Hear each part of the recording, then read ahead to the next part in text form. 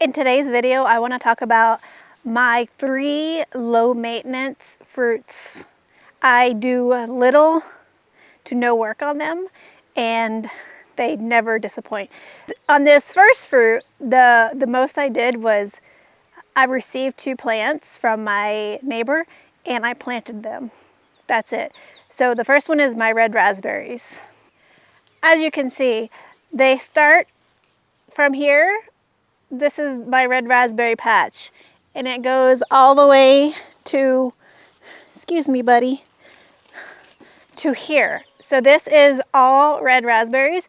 They've even began to extend on the other side of the fence. So these 3 are ready.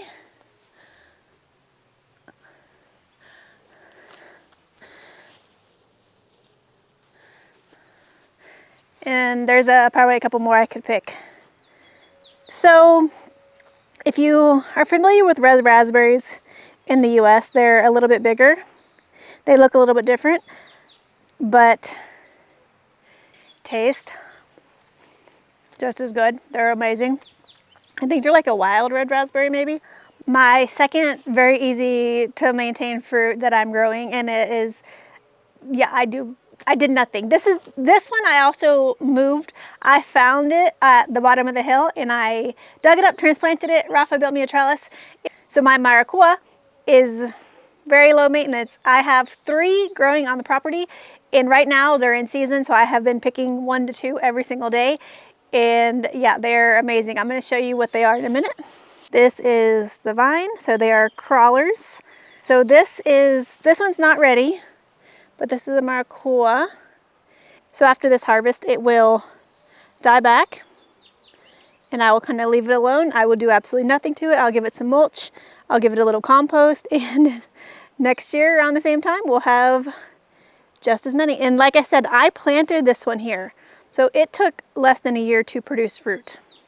This one here is my second one. Well, this is the original actually, I believe, because look at these.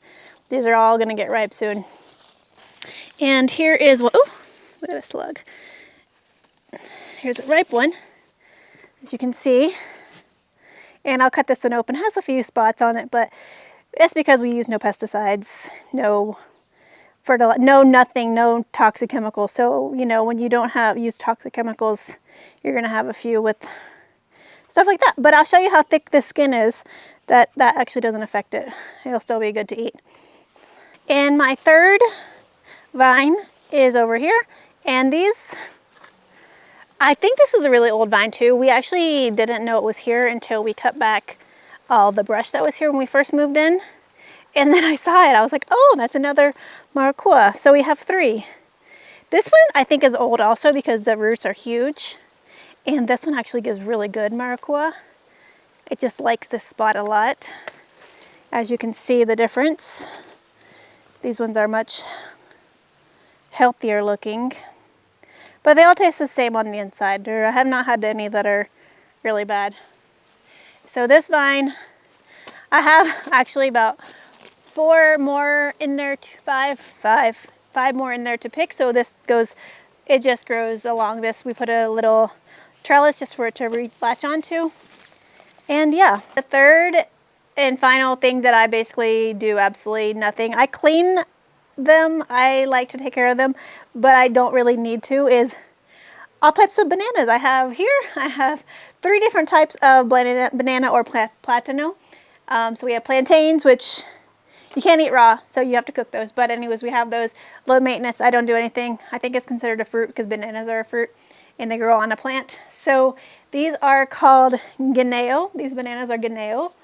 These ones I am not sure what these ones are. I think they're going to be a baby banana. I'm waiting for them to ripen, if they will ripen or not. But, and then I have the traditional regular banana that you're used to buying in the store. So the guineo is a little bit different. You can see it's short. It's short and fat.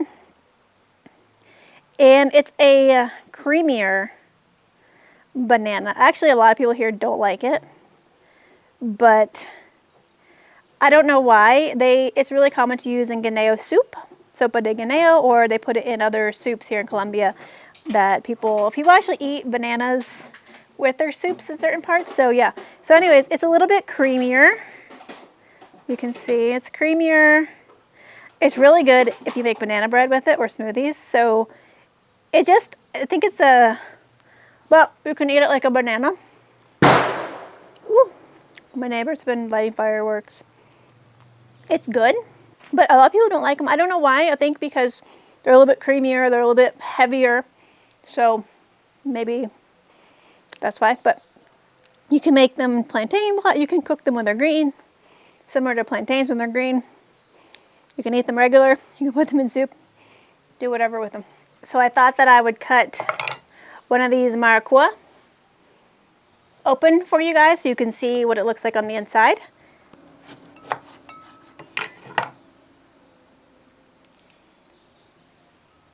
So you can see the inside. If you've ever had a Maracua or a granadilla, it looks very similar to the inside, but you notice how thick the wall is. So it takes a lot for these to go bad or for bugs to penetrate them. So they're usually,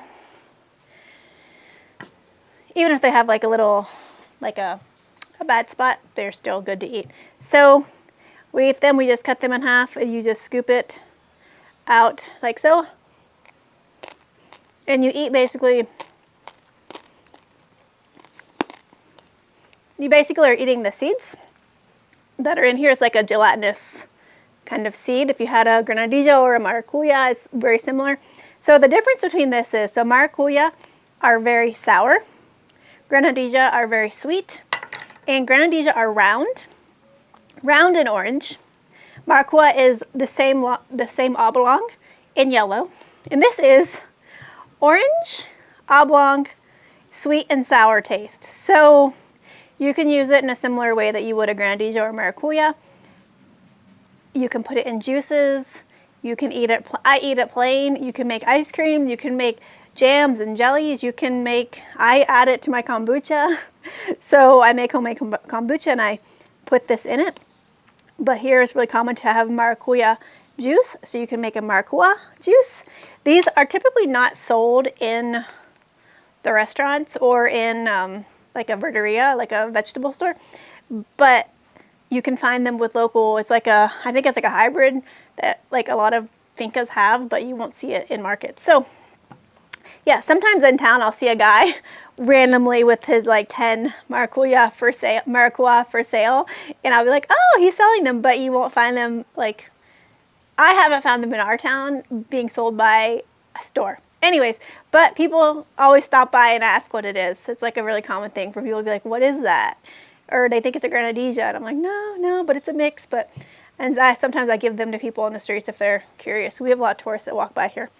Anyways, so yeah, those are 3 fruits that are very low maintenance, low cost, low work, and they produce a ton during the season. So thank you so much for watching, and I will see you guys in my next video. Bye.